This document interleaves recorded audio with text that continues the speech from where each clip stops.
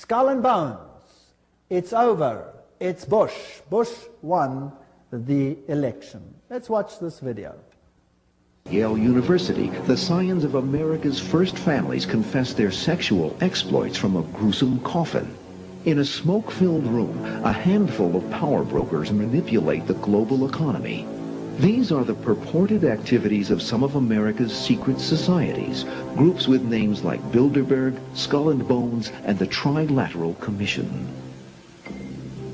The Skull and Bones Society is founded in 1832 by 15 seniors at Yale University in New Haven, Connecticut. They establish a secret society with rules and rituals that remain unchanged to this day. The Skull and Bones initiation ceremony is said to be held in April in the tomb's basement. One distinguished member serves as master of ceremonies. Once enrobed, he is known as Uncle Toby. The shortest senior is appointed Little Devil and dons a satanic costume.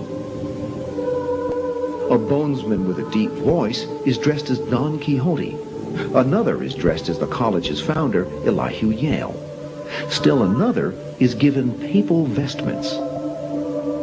It would all be funny if it weren't for the fact that among the former bonesmen are three presidents: William Howard Taft, George Bush, George W. Bush, numerous senators and ambassadors, industrialists like William Whitney, CIA agents, State Department officials, and publishing magnate Henry Luce.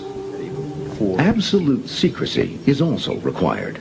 In his 1999 autobiography, George W. Bush devotes just one sentence to his membership in Skull and Bones.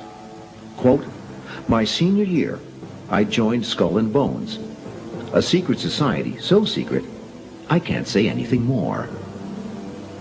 The secrecy, according to some researchers, is there to protect the fact that Skull and Bones funnels its initiates into positions of power and influence.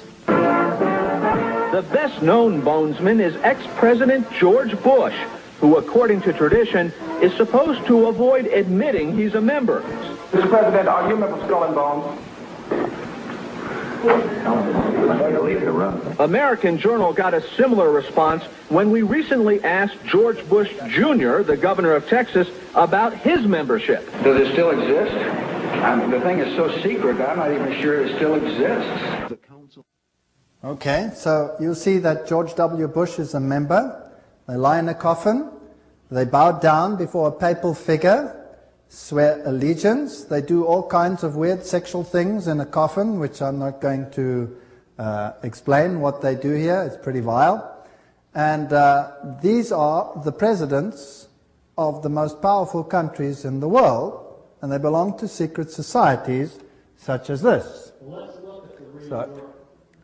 Now, we're soon to have an election, and here is the German newspaper,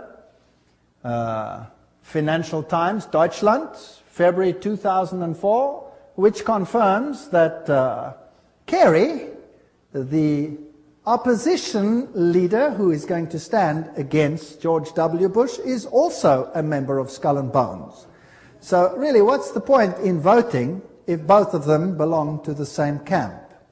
What these people believe and what they are all about, we will have to see in one of the next lectures. The order, what it is and how it began. Those on the inside know it as the order. Others have known it for more than 150 years as Chapter 322 of a German secret society. That is very important. In fact, this was discovered when they broke in and stole some of the papers at that institution. It is officially known as the Russell Trust of 1856, or as the Brotherhood of Death, because they serve the god of death, who happens to be Anubis, if you like, Osiris, if you like, or Jupiter. The American chapter of the German order was founded in 1833 at Yale University by General William Huntington Russell, and Taft, the only man to be both President and Chief Justice of the United States. Interesting. Now, the German order, what does this actually mean? The Illuminati had its origin at the University of Ingolstadt And recruits were from the student Enkorps. Of course, they had to be students with high connections, sons of very high insiders. The order had its origin in Yale in 1833, but Skull and Bones is a chapter of a German secret society. So, which organization does it represent? Active members have enough influence to push their sons and relatives into the order, and there's significant intermarriage amongst the families, and they fall into major categories, two major categories. We find the old line, American families, second, families who occupy great wealth. When he's initiated into the order, he says, tonight he will die to the world and be born again into the order, as he will henceforth refer to it. The order is a world unto itself, in which he will have a new name, and 14 new blood brothers also with new names. Now there's also a British chapter which was established at Oxford University and All Souls College, and the British element is called the Group. So the Skull and Bones is not the only one. You have the Group, and then you have a European order as well. So the Group links to the Jewish equivalent through the Rothschilds, the Inner Circle, and so there is a worldwide secret organization which has the highest individual in industry, government, all facets of life. And they actually are the most prominent rulers in the world today. And if they are a chapter of a German society, then they are the Illuminati. And George W. Bush said that there are 1,000 points of light illuminating the world at the moment. It's interesting that the order writes many constitutions. The members write constitution. For example, Archibald MacLeish, who is a member of Skull and Bones, or was, he wrote the constitution of UNESCO. Now we're going to have to deal with UNESCO and find out what it's about. Churches, the Union Theological Seminary is under the control of Skull and Bones. A very interesting seminary. We'll deal with these in more detail in another lecture. Major establishment of law firms, communications and industry, the Federal Reserve, and all of these are controlled by the order. This is how Chapter 322 operates. There's a central inner core. Notice that this is actually the all-seeing eye, the wedge of the eye, but that's something else. There's an inner core, there's an inner circle, there's an outer circle, there's an Atlantic Circle, the Bohemian Club, notice there, Bohemian Club, part of Skull and Bones. Pilgrim Society, Penumbra Order, Chapter 322 of the Order, the Trilateral Commission. That's how it's put together. You could basically put it this way: Council of Foreign Relations, United Nations, Bilderbergs, Club of Rome, Royal Institute of International Affairs, and the Trilateral Commission, with the Illuminati controlling everything on the inside, forming basically the Round Table. Now you saw that the Bohemian Club is part and parcel of the issue. Now what is this Bohemian Club? Well, here's the Bohemian Grove. The August 2, 1982 edition of Newsweek reported, this is just another quote, the world's most prestigious summer camp, the Bohemian Grove, is now in session 75 miles north of San Francisco. It's in a forest. It's a fortress.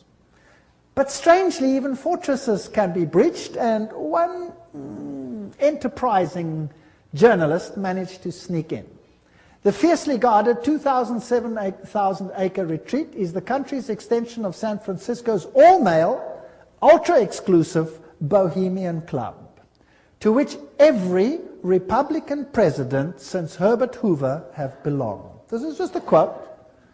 This is the Bohemian Grove ceremony, which was photographed or videotaped very darkly, of course, very secretly, by one journalist, which caused a major furor. Now you can see very little in this light, so I'll explain to you what's happening there. In this forest, the men appear naked. Naked. They have to walk around naked. In fact, some members have left the society because they're tired of walking around naked. Now imagine every president of the United States has been a member of the Bohemian Grove. And just imagine. The priests are dressed in vestments, papal vestments, and they pay homage to an owl because the owl sees in darkness. It has illumination. They worship nature.